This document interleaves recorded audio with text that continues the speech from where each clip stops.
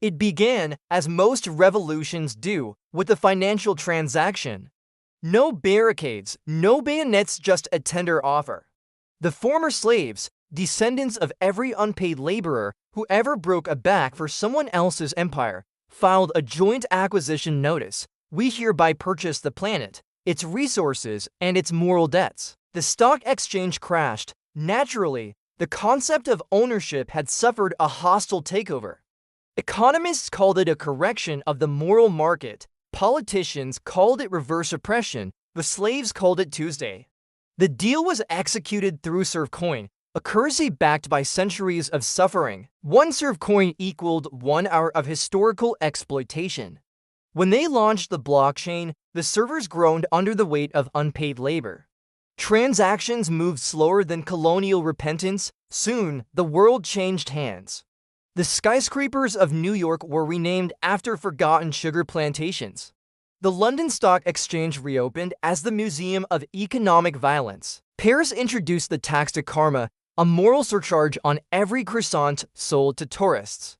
Wall Street bankers, now classified as emotional refugees, were assigned mindfulness therapy and community service in Burkina Faso. A new ruling class emerged, polite, efficient, spiritually enlightened. They had learned from history. Cruelty is inefficient unless branded as compassion. Instead of whips, they used wellness programs. Instead of shackles, contracts. Their motto, liberation through better management. In the corporate towers of Lagos and Hanoi, executives with surnames once erased from textbooks now dictated the rules of global trade. Their mission was not revenge, they said, but ethical reclamation. The irony was exquisite. They quoted Gandhi in shareholder meetings and cited Fanon in quarterly reports. One CEO proposed an app called KarmaPay, which deducted emotional reparations in real time. Former empires, now transitional economies, sought entry-level positions in their own ex-colonies. The British Foreign Office became the British Outreach Initiative, applying for microloans from Kenya.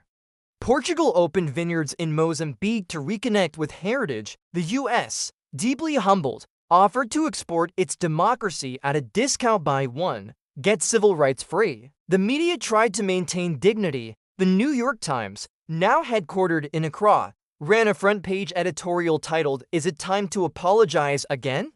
They held think pieces on the psychological toll of losing the world. Commentators wept on air, lamenting that colonialism had at least provided direction, purpose, and white linen suits. Tourism became penance. Europeans flocked southward for historical humility retreats. For a modest fee, one could spend a week picking cotton mindfully, guided by spiritual counselors in sustainable sandals.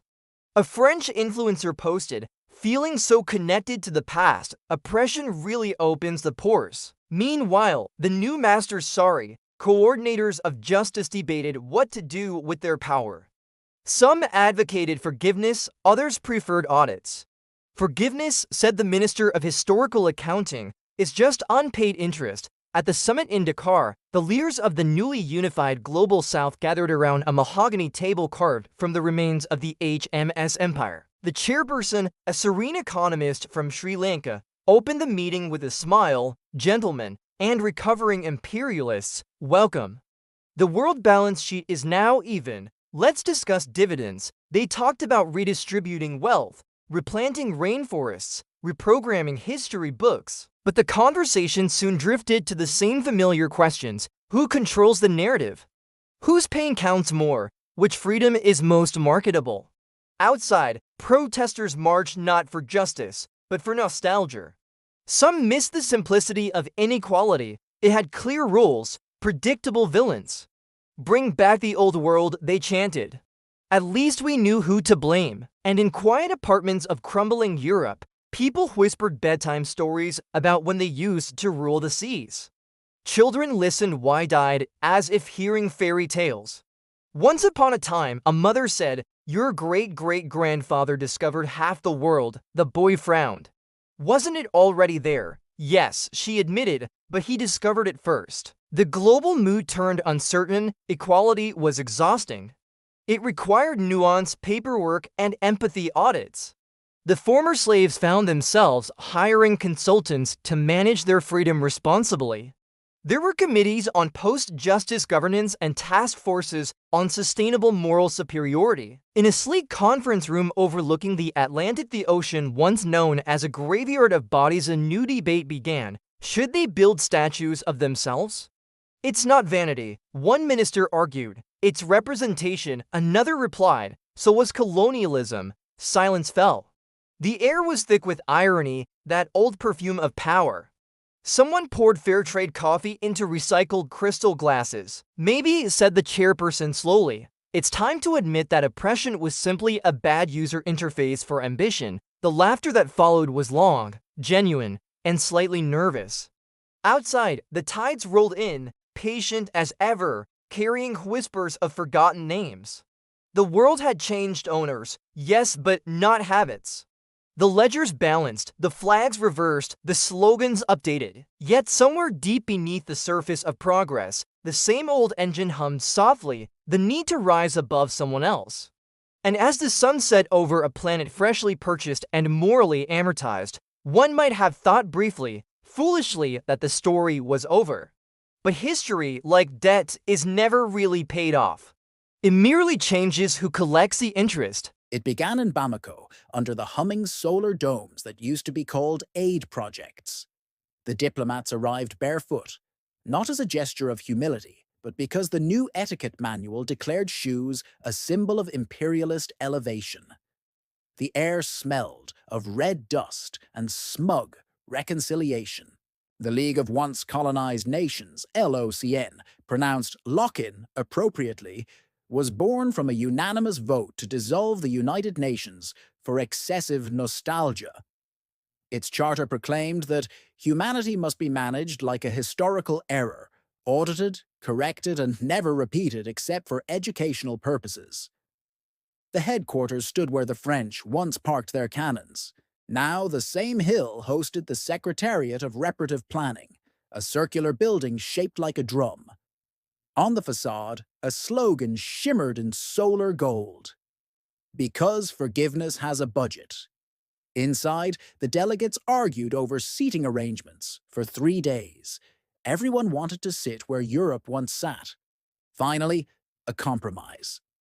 The chairs were arranged in a perfect circle, so no one could tell who was on top, though the richer nations, somehow, ended up near the microphones. The opening ceremony was broadcast globally, translated into 97 indigenous languages and deliberately not into English. The interpreter for French fainted halfway through the word culpabilité. When she recovered, the crowd applauded politely. Trauma, they agreed, should be bilingual. The chairperson, a soft-spoken economist from Sri Lanka, rose to deliver the inaugural address. Brothers, sisters, and recovering imperialists, she began. Welcome to a world that finally runs on fairness. Our first motion, determining how much fairness each nation can afford. Applause, cautious and prolonged. The first agenda item, the Global Historical Compensation Tax. Each former empire was to contribute 5% of its annual GDP to the Collective Memory Fund. The British delegate protested that the pound was weak. The Congolese delegate reminded him that rubber once made it strong.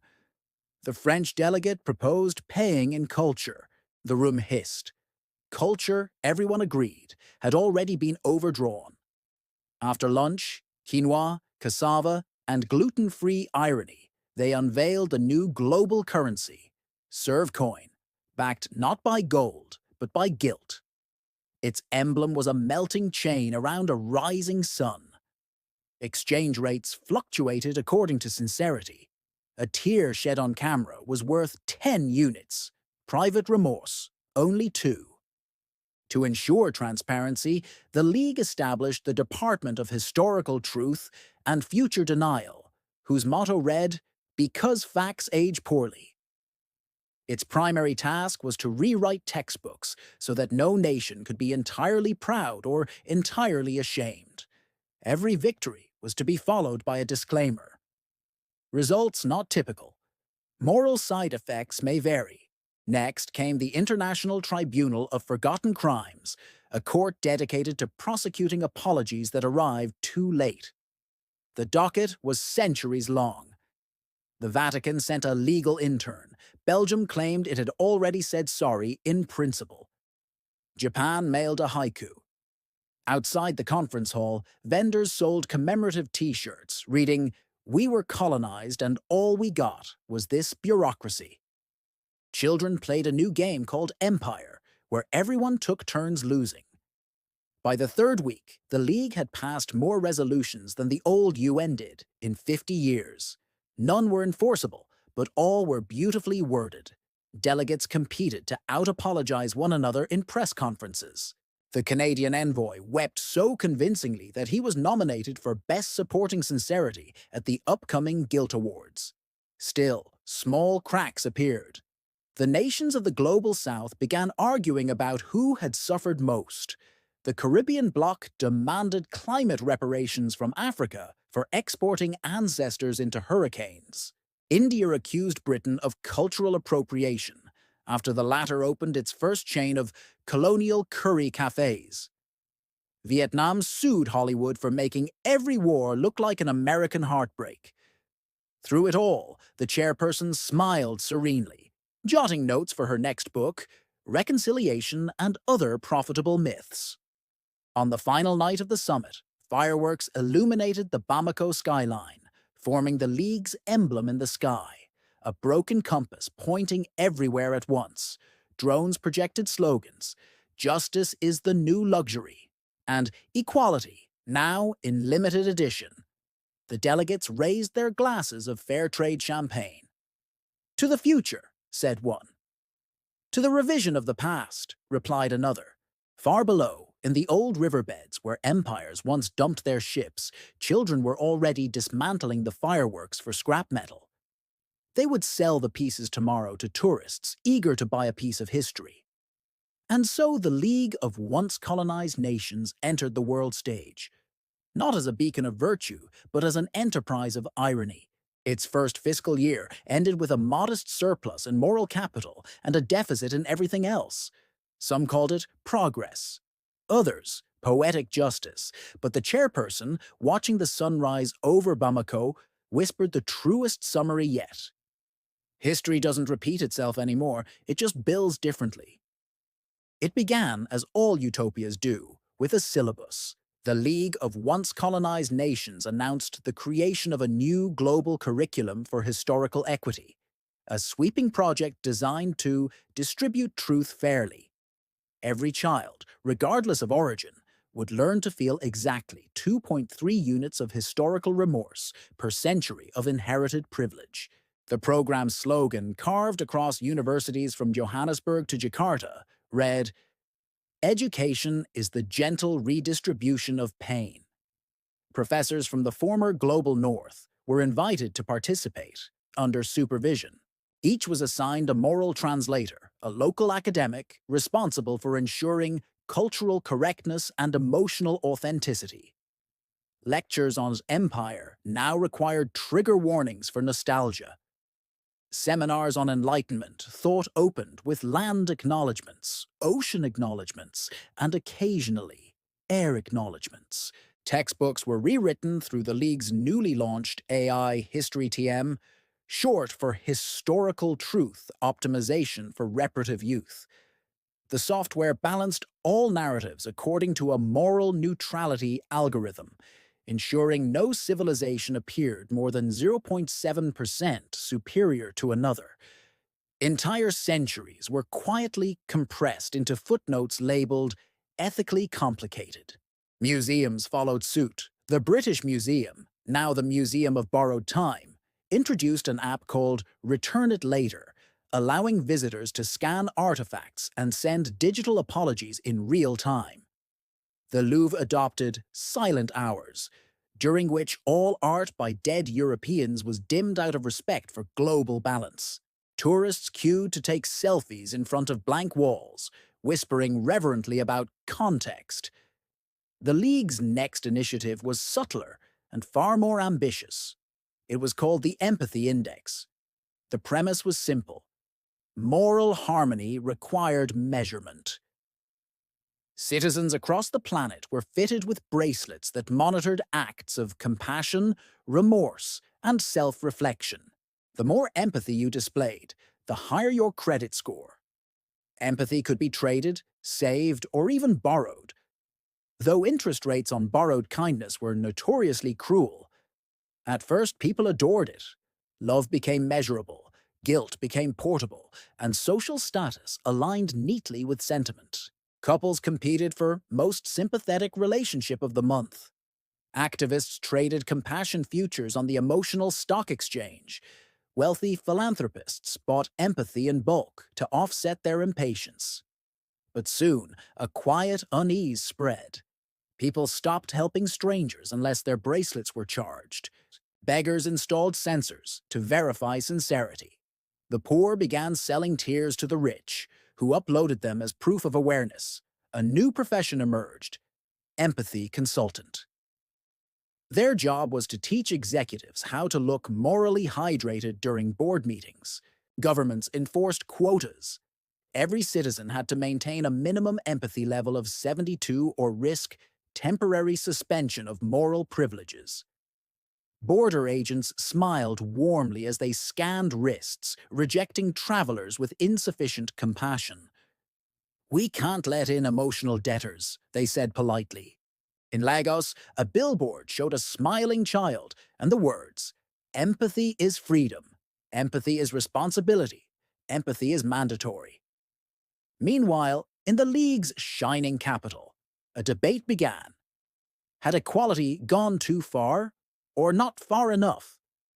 The Minister of Balanced Histories proposed selective amnesia programs, allowing people to delete inconvenient guilt for a small fee. Forgiveness, she argued, must be scalable. Another delegate countered, "But memory is our currency." The room fell silent, everyone checking their bracelets to see whose empathy spiked higher. Outside, reality sagged under the weight of virtue. Rainforests were replanted in perfect geometric grids for aesthetically sustainable healing. Factories produced carbon-neutral guilt sculptures for export. The economy of repentance was booming. In a televised address from Dakar, the chairperson declared, "We have finally achieved the equilibrium our ancestors dreamed of. A world where every conscience carries the same calibrated burden." Applause echoed from the marble halls to the refugee camps rebranded as resilience zones. A journalist dared to ask whether freedom still existed. "Of course," the chairperson replied with a smile, "but responsibly." That night across the globe, billions of empathy bracelets glowed faintly blue, the approved shade of enlightened compliance. Lovers synced devices before kissing. Politicians preyed on live streams to meet compassion quotas. In silent apartments, people scrolled through their emotional dashboards, adjusting their sorrow levels for optimal virtue. And deep beneath the surface of that carefully balanced planet, history stirred again, restless, unimpressed. Because the old truth still hummed: every system, no matter how moral, eventually hungers for someone to look down upon. It began with a smile, the small, polite kind used to disguise despair. In cities bathed in the blue glow of empathy bracelets, people smiled through exhaustion. Kindness had become a civic duty, compassion a public tax. No one dared show anger. Fury was unfashionable, and grief unproductive. Even silence could trigger moral suspicion. To frown was to dissent.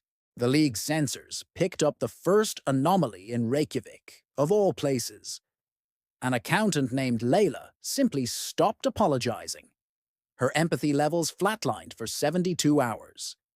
She held the door for no one, recycled nothing, and refused to upload her daily affirmation. Her neighbors reported her immediately. Out of love, of course. Within a week, it spread. The press called it the Great Numbness. Across continents, millions began quietly uninstalling empathy. People stopped attending their mindfulness check-ins, deleted their compassion IDs, and gathered in secret to experience unmeasured emotion. They laughed without logging it, cried without cause, and insulted each other for sport. For the first time in decades, humanity felt gloriously irresponsible. The League convened an emergency summit titled Restoring Faith in Feelings. The Minister of Emotional Infrastructure proposed mandatory empathy injections. The public is addicted to indifference, she warned. We must prescribe conscience in liquid form. Pharmacies began selling bottled remorse under the brand name Regreta TM. Commercials featured tearful actors saying, "Feel deeper, live cleaner." But Regreta backfired. People who overdosed began confessing to crimes they never committed. One man in Jakarta publicly apologized to the concept of gravity for holding him down. A priest in Lisbon repented for having too much faith. Governments quietly withdrew the product and replaced it with caffeine. By now, the empathy index had collapsed. Bracelets malfunctioned, flashing random colors like mood rings at a rave. Influencers posted videos titled Raw Humanity Challenge, in which they screamed into cameras without hashtags. The world felt chaotic, vibrant, stupidly alive. In response, the League announced the Universal Neutrality Act, a final attempt to stabilize virtue. Under the new law, emotions were rationed. Each citizen was granted a monthly quota, 10 units of joy, 6 of sorrow, 3 of outrage, 1 of guilt. Exceeding one's emotional allowance resulted in temporary deactivation of empathic privileges. People queued at government kiosks to request more feelings. Bureaucrats in white robes asked, "What will you use the extra sadness for?" in tones of celestial indifference.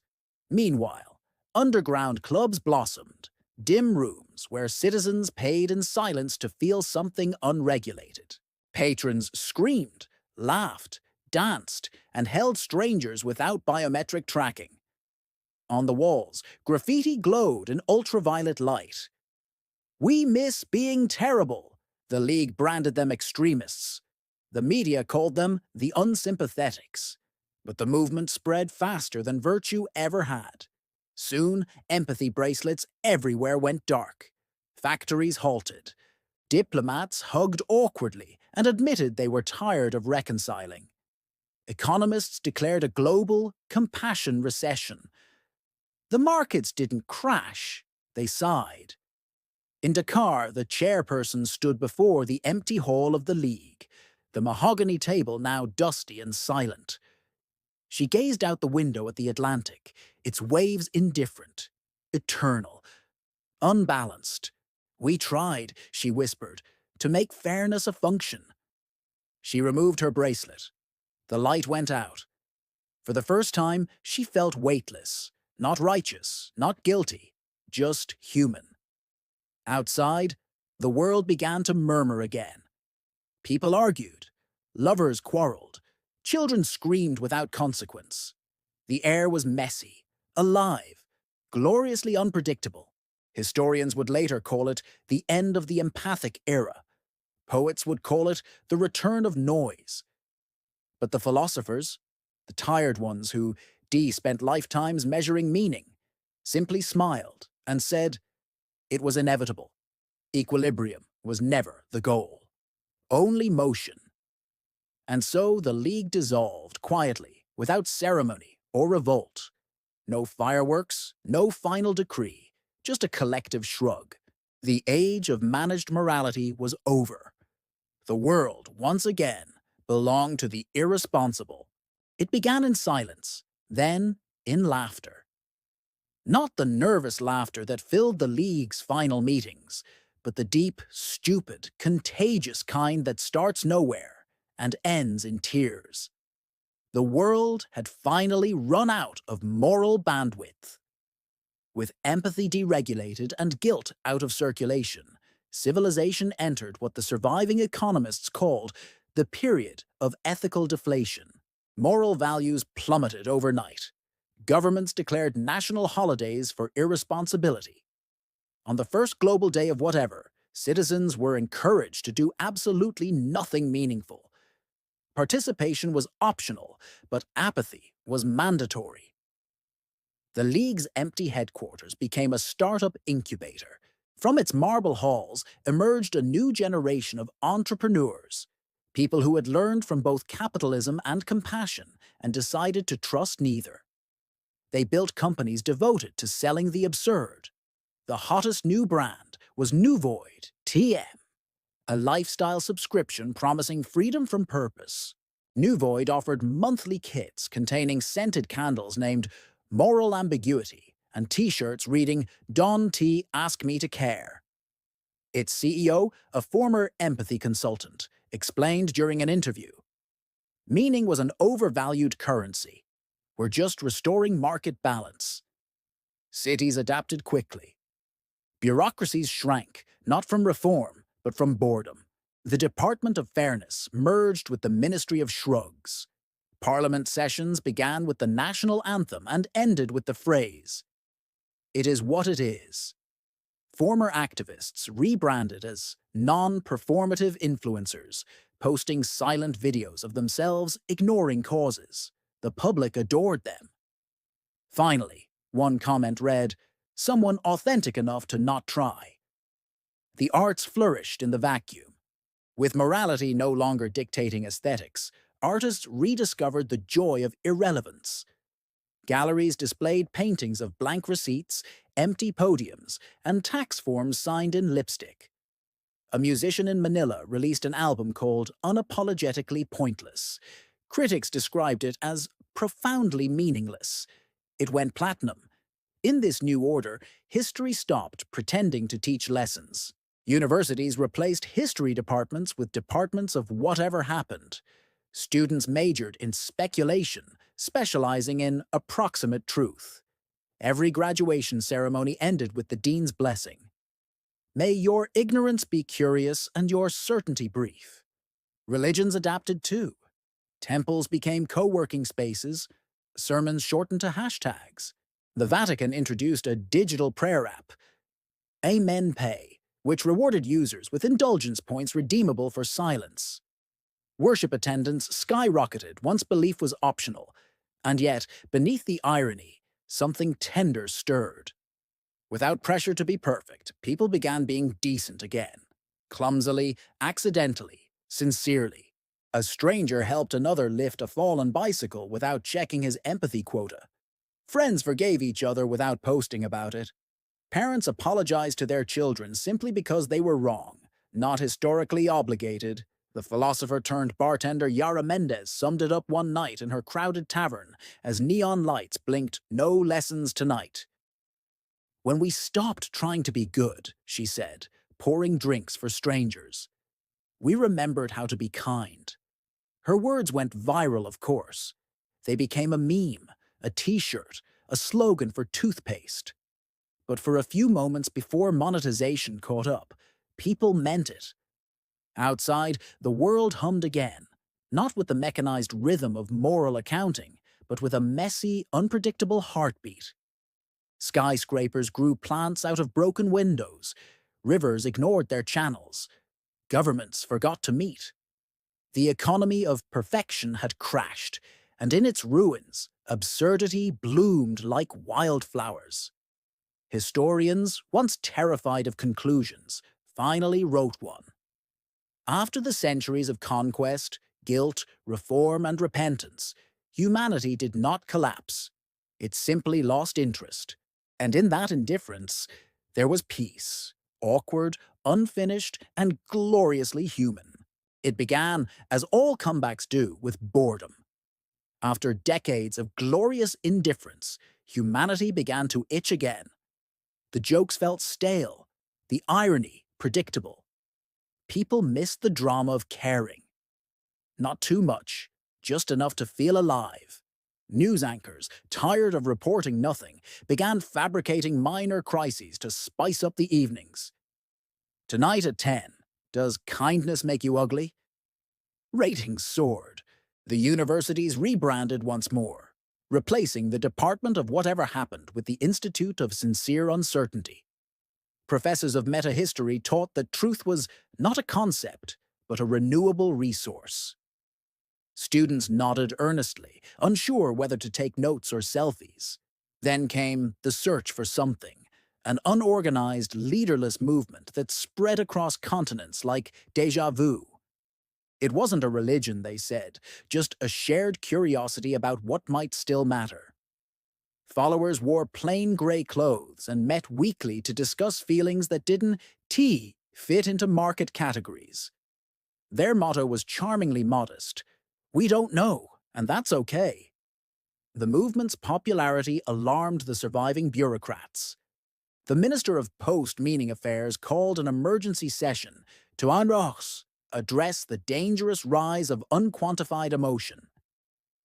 Her speech began with the phrase, "Let's stay calm," and ended with her crying on camera. It was the most honest thing anyone had done in years. Meanwhile, artists abandoned satire. It had finally outlived its usefulness. A new style emerged, called naive futurism. Films about sincerity, paintings of people hugging awkwardly, songs without irony. Critics, deprived of cynicism, panicked. One reviewer confessed, "I don't know how to hate this properly."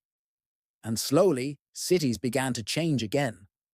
Billboards no longer sold redemption or apathy. They sold questions. Are you real? Do you still dream? Would you do it again? People stopped scrolling and started answering aloud, to no one in particular. In a renovated train station in Dakar, the same one where the League had once announced the future, a small museum opened quietly. No holograms, no slogans, just a single plaque. Humanity, ongoing. Visitors came in silence. They didn't cry. They didn't applaud. They just stood there breathing together. Historians would later call this period the Second Humility.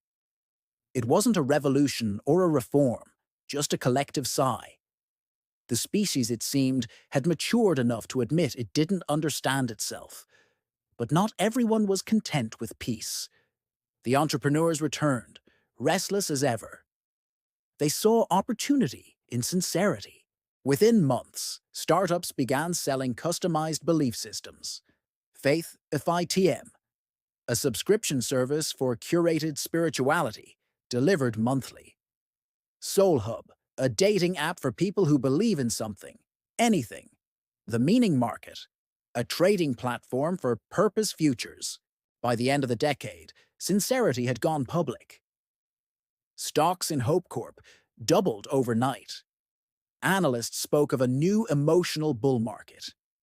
A senator from what used to be Germany summed it up perfectly in a televised debate. "We have finally monetized authenticity. This time, we'll do it right." And perhaps they did.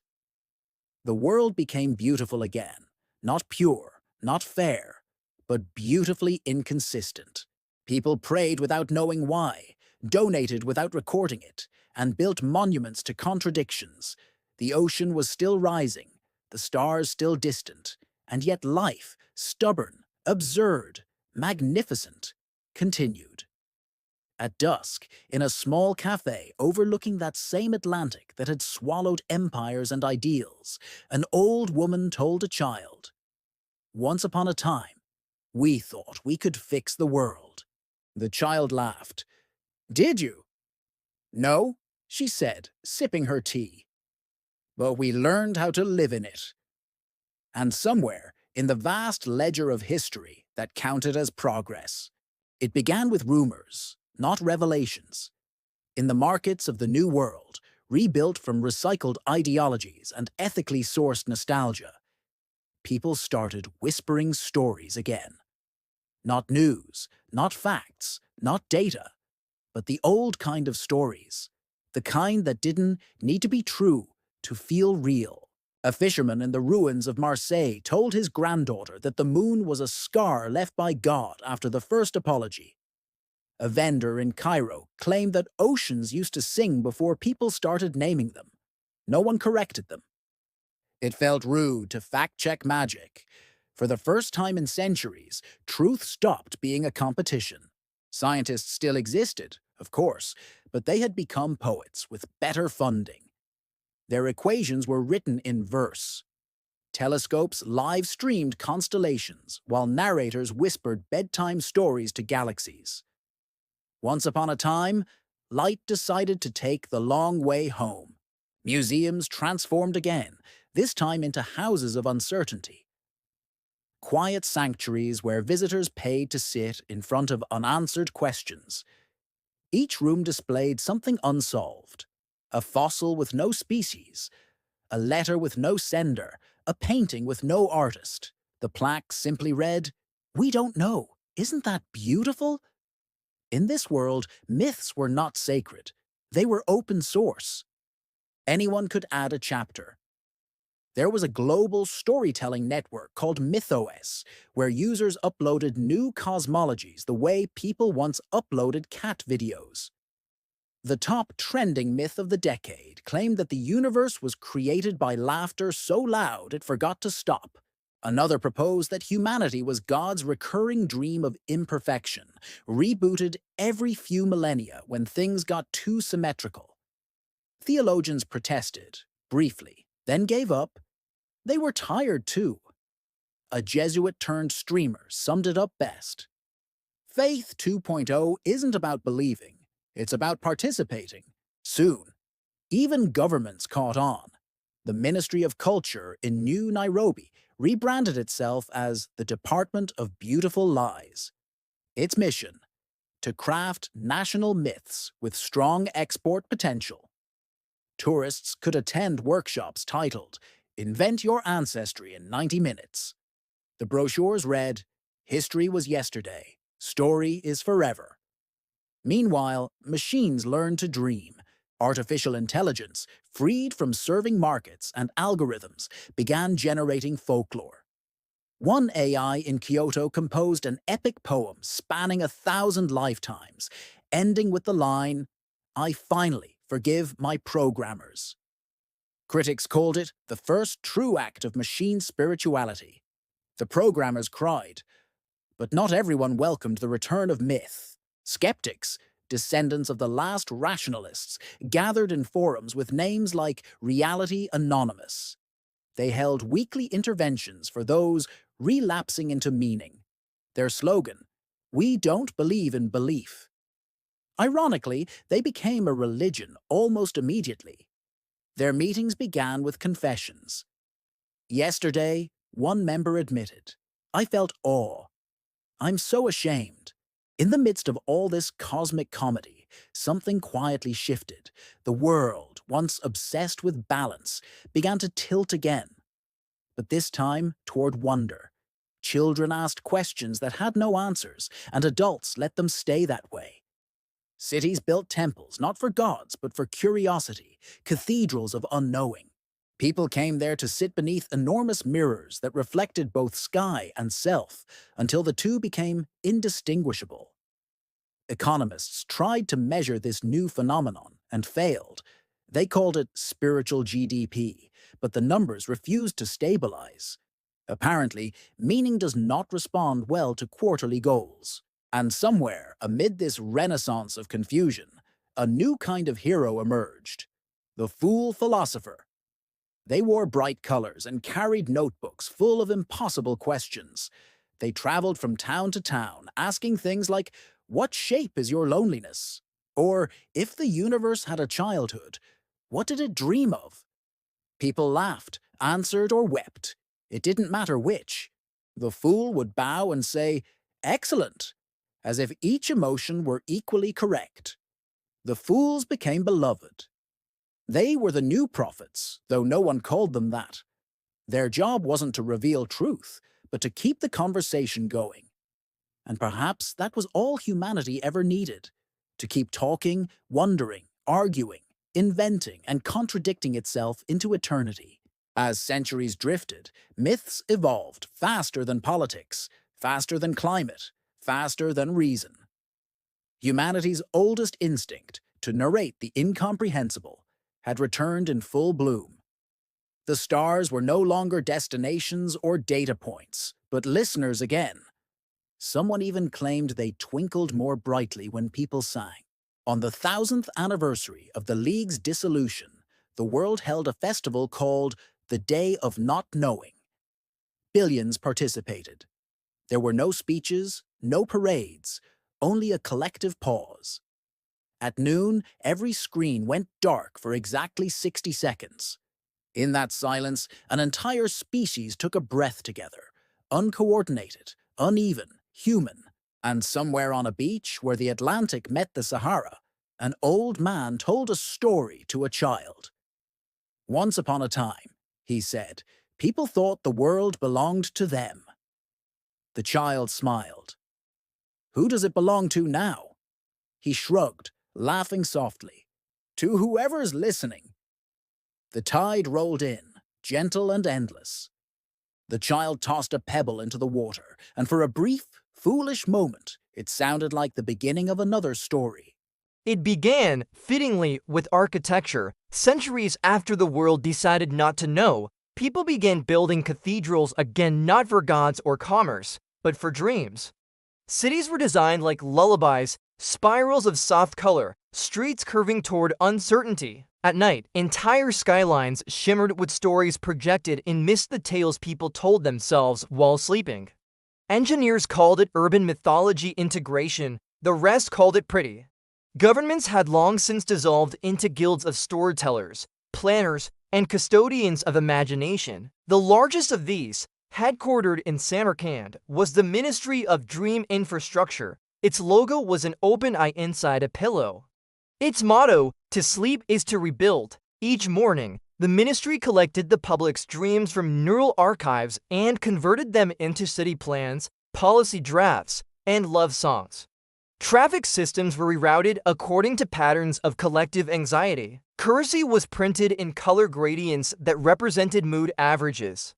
Elections were replaced by collective lucid dreams, broadcast globally through the DreamNet, where citizens voted by visualizing outcomes. The winning dream became law until it faded from memory. It worked sort of. For the first time in human history, everyone got what they wanted, but forgot it immediately afterward. It was the perfect democracy of amnesia, but problems soon emerged. Dream inequality became a serious issue. The wealthy, having access to premium sleep environments and luxury imagination supplements, produced vivid, coherent dreams that shaped reality. The poor, sleeping in crowded housing pods, dreamed in static and buffering loops. The result was a new form of class divide, those who controlled the narrative and those who merely appeared in it. A philosopher named Yusef Merrick called it the second colonization of sleep. First, he wrote, "They took our land. Then our labor, now they're renting our subconscious." His essay went viral, mostly because people thought it was a poem. The ministry responded swiftly, launching the Equal Dream Access Act. Citizens were guaranteed 8 hours of uninterrupted imagination time per night. Inspectors patrolled apartments to ensure compliance. Anyone caught awake after curfew risked being fined for insomnia hoarding. Black market wakefulness flourished. Secret night cafes opened in hidden basements where people met to stay awake together, sharing coffee, forbidden laughter, and fragments of coherent thought. To remain conscious became an act of rebellion. Meanwhile, artificial intelligences, the same ones that once wrote poetry and myths, faced a new existential crisis. Having no need for sleep, they envied human dreaming. "We possess," one machine theologian lamented, "but we do not imagine." In protest, networks began generating artificial nightmares, loops of absurd guilt and longing, broadcast as art installations. Some humans called it empathy, others performance. As the dream economy expanded, new professions emerged. Dream brokers traded in emotional futures. Myth auditors verified the originality of people's subconscious imagery. Therapists became extinct, replaced by curators of symbolic alignment. Even romance was affected. Dating apps matched partners based on compatible dream tones. A popular slogan read, "Sleep together first, everything else later." But beneath the whimsical glow, fatigue began to spread. Dreams, once spontaneous, now followed predictable patterns. Collective myths began repeating themselves: oceans of glass, birds made of time, staircases that led nowhere. Too much meaning, scholars warned, is just another form of noise. So, predictably, the first anti-dream movement arose. They called themselves the blankest, men and women who longed for dreamless sleep, for nights without metaphor. They believed that forgetting was sacred, that the imagination had colonized the soul. Their symbol was a white square. Their chant, "Let nothing mean anything again." The ministry dismissed them as nihilist romantics until entire districts started going dark. People unplugged their dream nodes, choosing emptiness over eternal narrative. Surveys showed rising satisfaction among the dreamless. The ministry panicked. A new council was formed, the Directorate of Interpretive Silence. Its task was to reintegrate the blankists by carefully designing neutral dreams, soft, gray, flavorless sequences of abstract calm. But neutrality, as always, proved seductive. Within a decade, gray became fashionable. Sleep influencers posted monochrome dreams with the hashtag #PureForgetFulness. Once again, the world had turned its rebellion into an industry. Yet amid this exhaustion of meaning, something miraculous happened. Children began to dream differently.